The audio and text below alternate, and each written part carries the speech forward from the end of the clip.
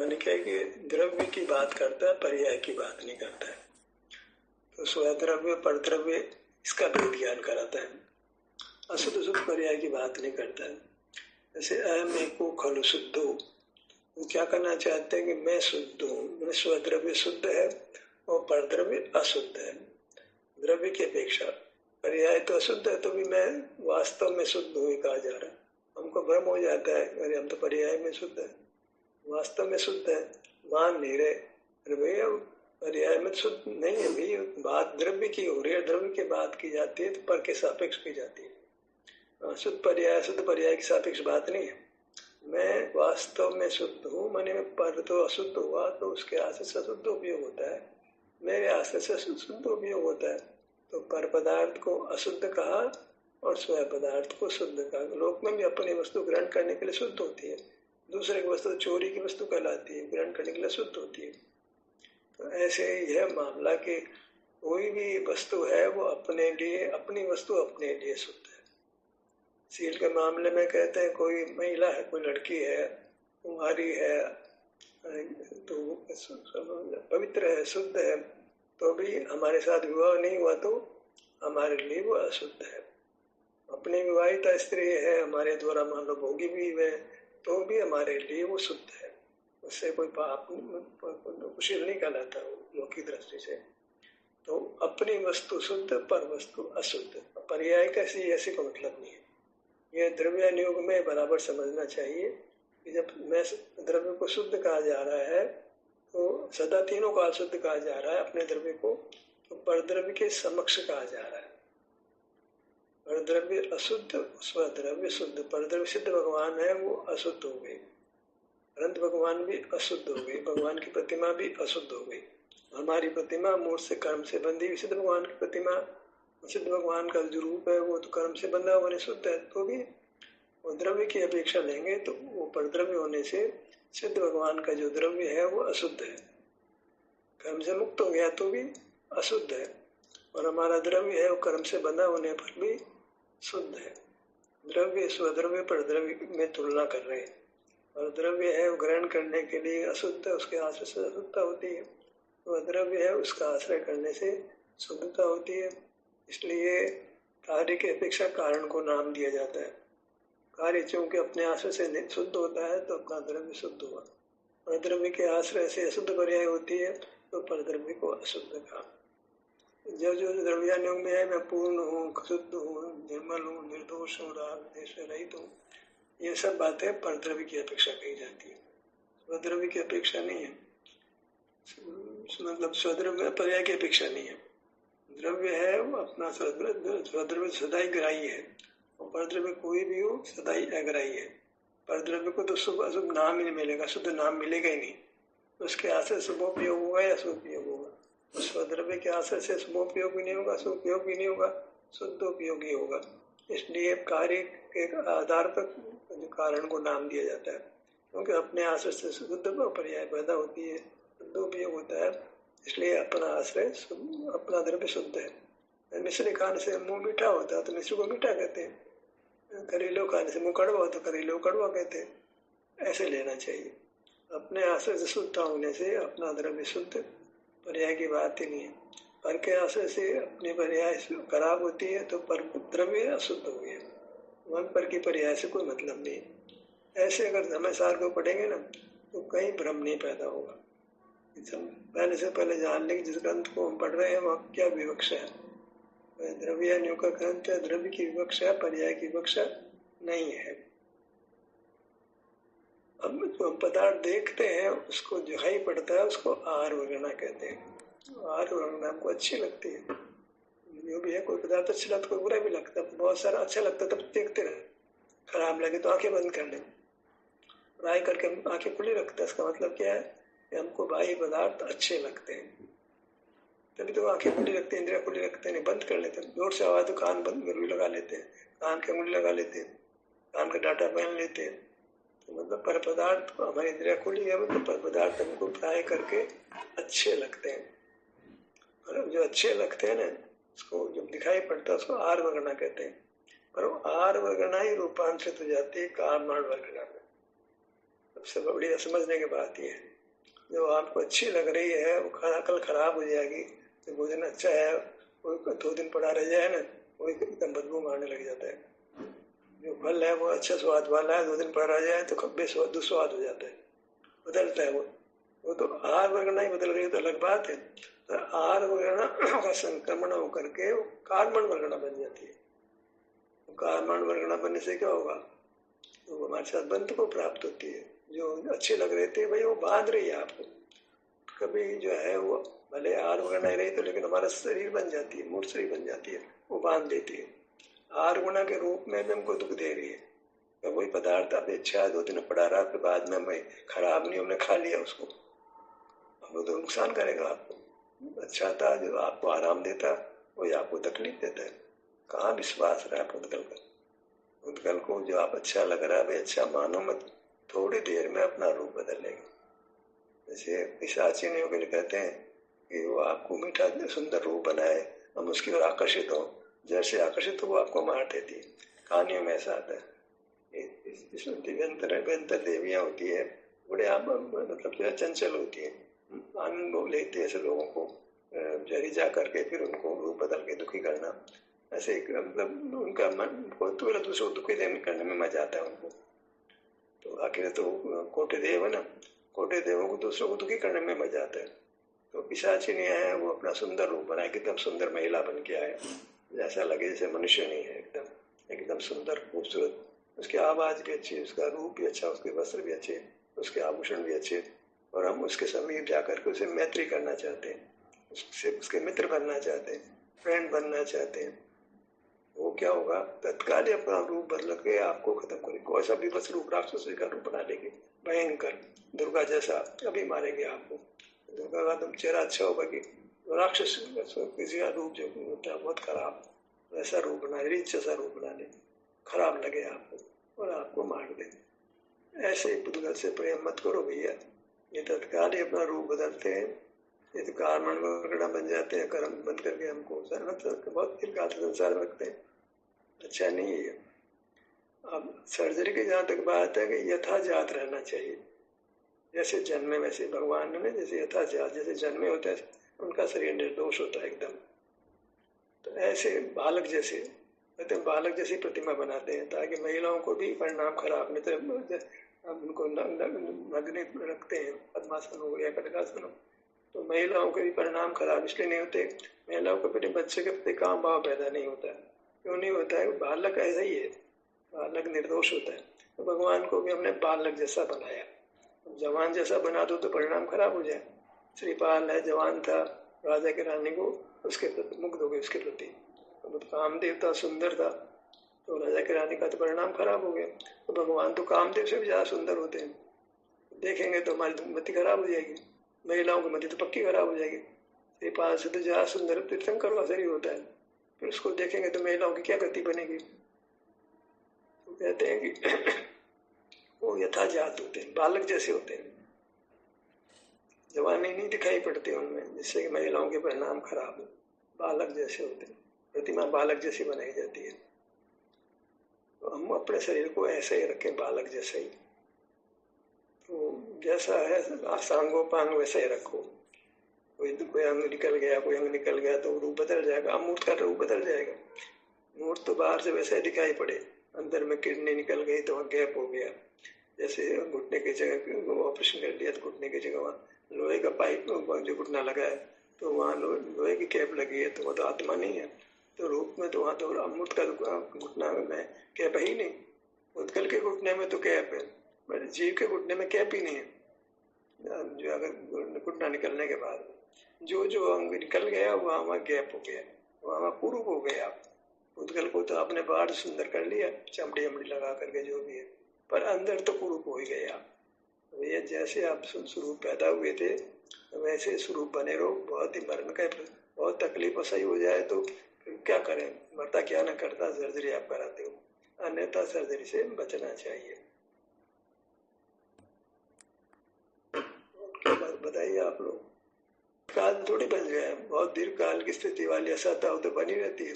ये तो नहीं कि छठ मंगनी पट ब्याज, ऐसा नहीं है, कुछ काम लगता है। मोक्ष मार्ग है ना, ये लंबा है, ब्रह्म इन द सेंस की अनादि के सामने छोटा है, अनादि के सामने छोटा ही है, तो भी इसमें समय लगता है। तो तत्काल ही सतह वेदने से साता में बदल जाएगी, सो नहीं है। साता में क्या बदल जाएगा? साता नहीं रहेगा तो शरीर स्वस्थ हो जाएगा।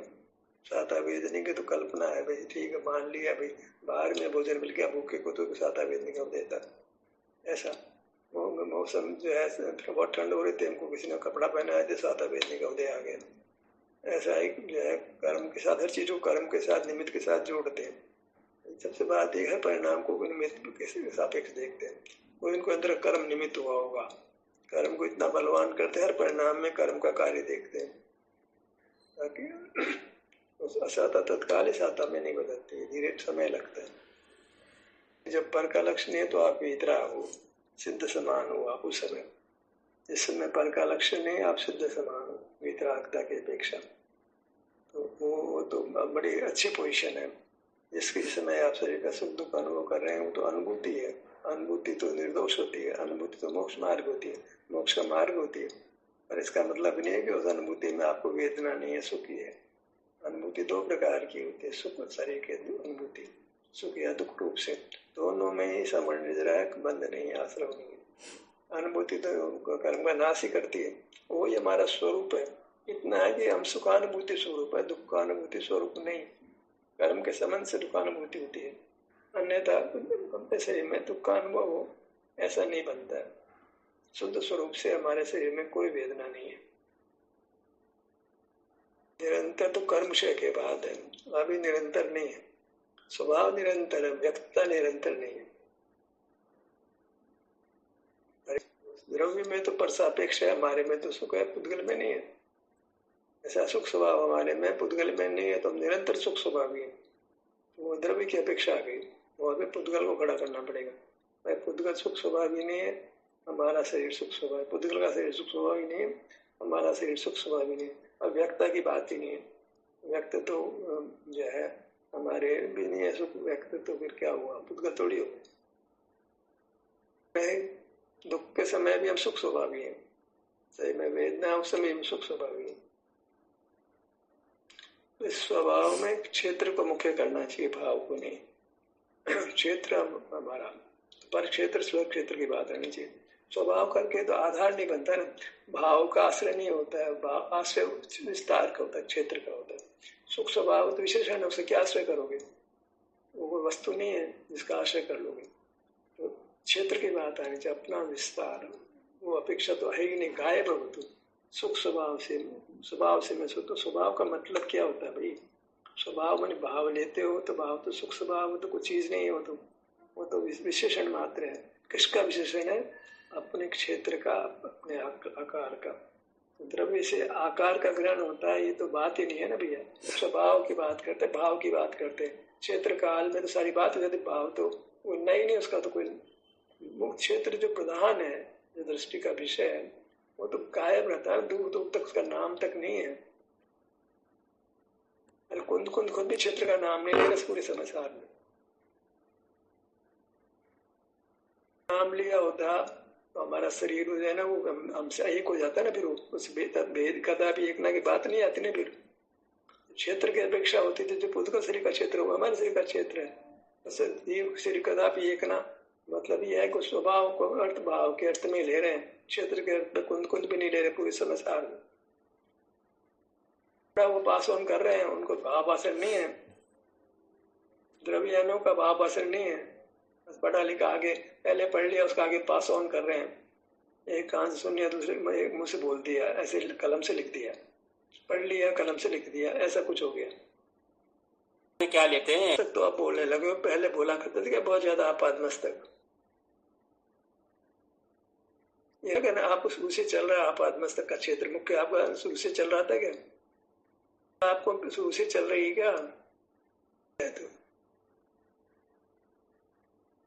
आप मुख्य बात है कि हम कतिपय प्रदेशों से करते हैं, भगवान सर्वांग से करते हैं। तो कतिपय प्रदेशों से करता है वो शुद्ध केवलीय, सर्व प्रदेशों से करता है वो केवलीय। ऐसा केवलीय शुद्ध केवलीय में अंतर करना चाहिए। हम शुद्ध केवलीय अनुभव करते हुए जो भगवान हो गए वो केवलीय, तो हमारी वाणी शुद्ध केवली की वाणी है। अनुभव करके बोलते हैं ना, सिर पर ध्यान लाकर बोलते हैं ध्यान को सिर पर लाइए, तो हमारी वाणी शुद्ध केवली की वाणी हो गई। ये शुद्ध केवली बड़ेदम हो गया। अरे मुंह से बोलो तो शुद्ध केवली की वाणी बोलो ना भैया। ध्यान कराओ तो भगवान की वाणी, आप शुद्ध केवली की वाणी बोल रहे हो। आप को कराओ ध्यान, शुद्ध केवली की वाणी होगी आपकी वाणी, शुद्ध केवली की वाणी कहलाती है। समझो बात।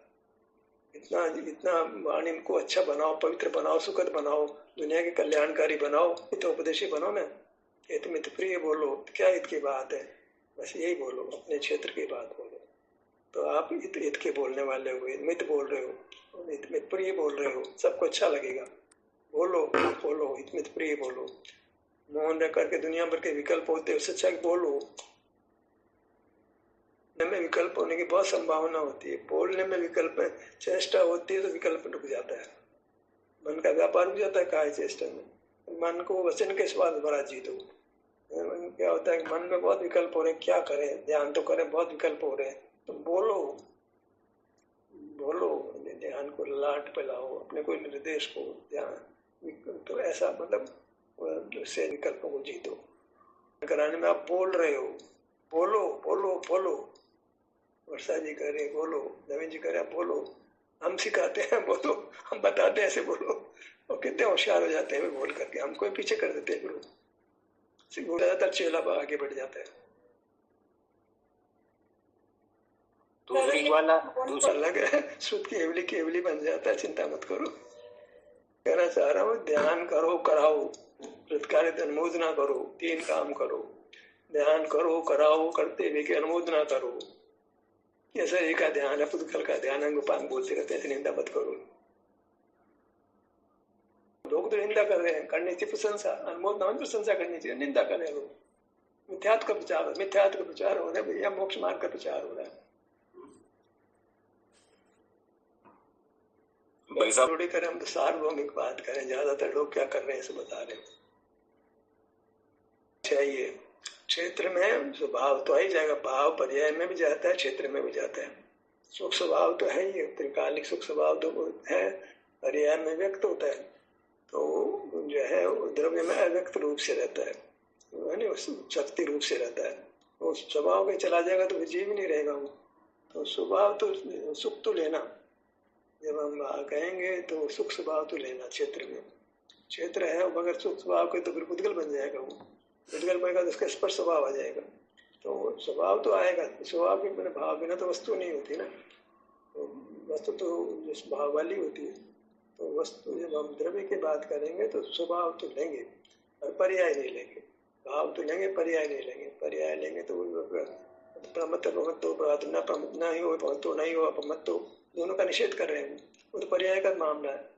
नहीं बोलते हैं समय सार में नहीं हो पमत्तो, न हो पमत्तो, पमत्त भी नहीं है प्रमत्त भी नहीं है, तो पर्याय के धर्म है, हम पर्याय की बात ही नहीं कर रहे।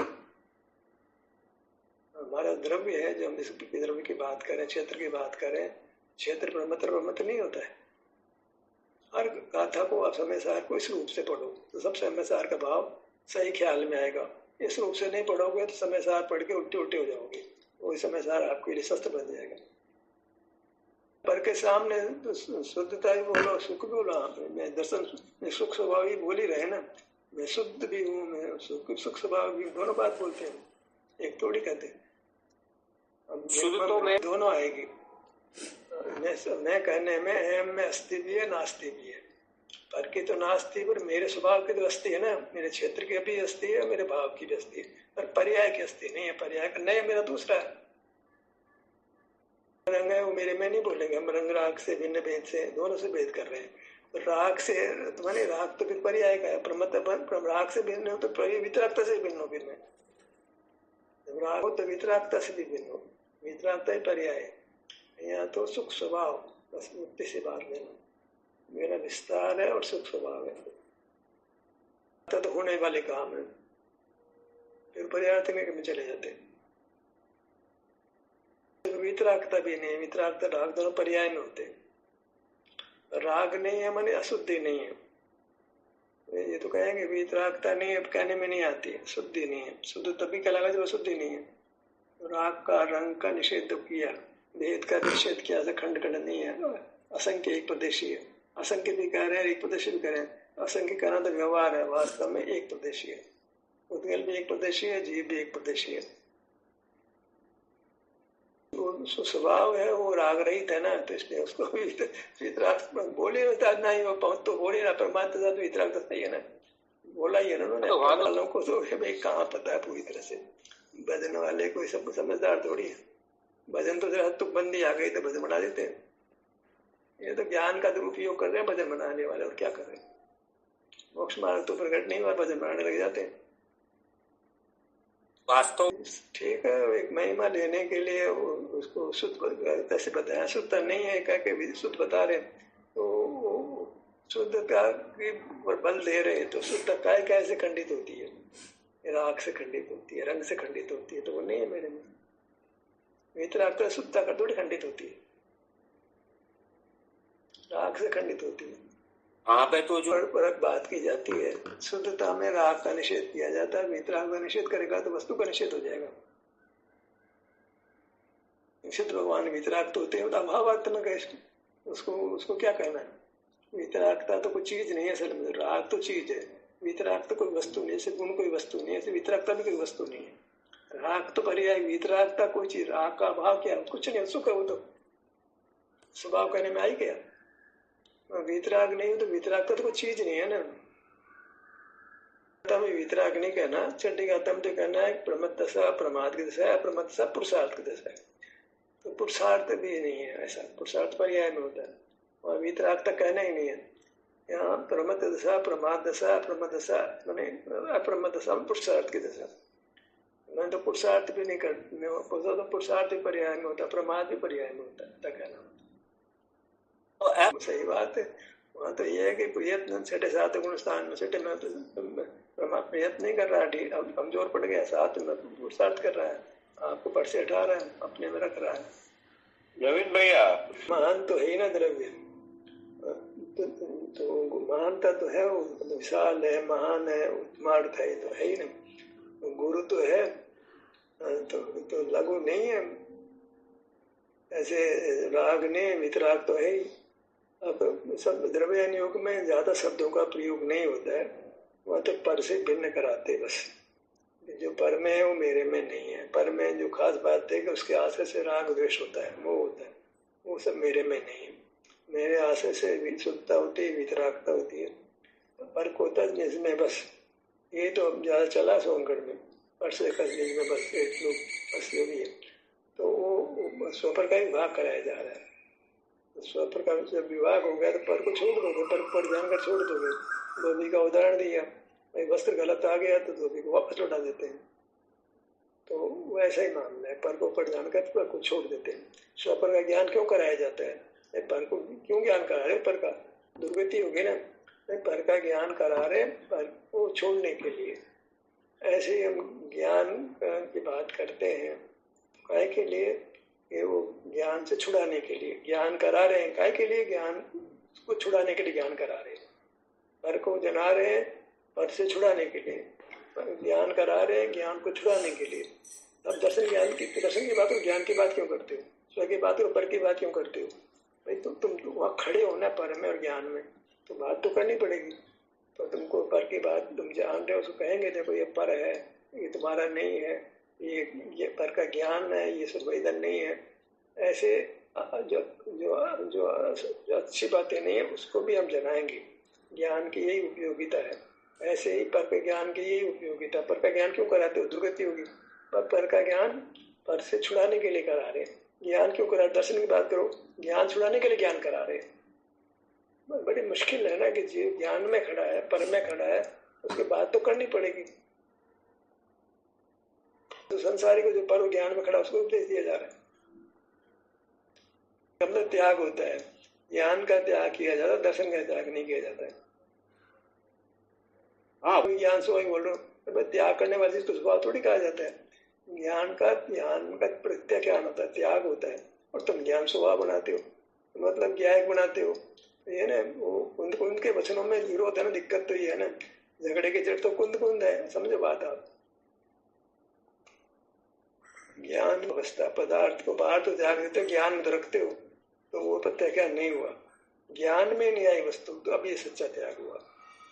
का स्वाद तो लेते रहो, ज्ञान तो भोजन करते रहो, उपवास में चलेगा फिर? भोजन का ज्ञान लेते रहो, जीभ पर चखते रहो और साथ में उपवास चलेगा? ज्ञान में छोड़ना पड़ता है ना भोजन को, जीभ पे नहीं लेते हैं भोजन को, रख दे जीभ पे, चख तो लो नहीं भाई, चखेंगे भी नहीं तो उपवास हुआ। भोजन को जीभ से नहीं जानना, इसका नाम उपवास है। में थोड़े भोजन का तो जो है चखा जाता है, उसको मुंह खाया जाता है, देख आंखों थोड़ी खाया जाता है भोजन। भोजन को आंख से नहीं खाते हैं, भोजन को जीभ से खाते हैं। तो जीभ पे नहीं रखा तो उपवास हो गया, देखा तो उपवास के दिन तो भोजन परोस रही, माता ही परोस रही है, बहन परोस रही है, हम भी किसी को परोस देते हैं, तुम्हारा क्या उपवास भंग हो जाता है क्या? उपवास वाले ये क्या बात हो गई? उपवास कर लिया तो पत्नी जो पति को भोजन नहीं कराएगी, बनाएगी भी नहीं, बस खिलाएगी भी नहीं। अच्छा काम है यार, गृहस्थी बिगाड़ोगे। तो भोजन चखा जाता है, भोजन को देख करके पेट भर जाता है किसी का। चलिए समय हो गया जी।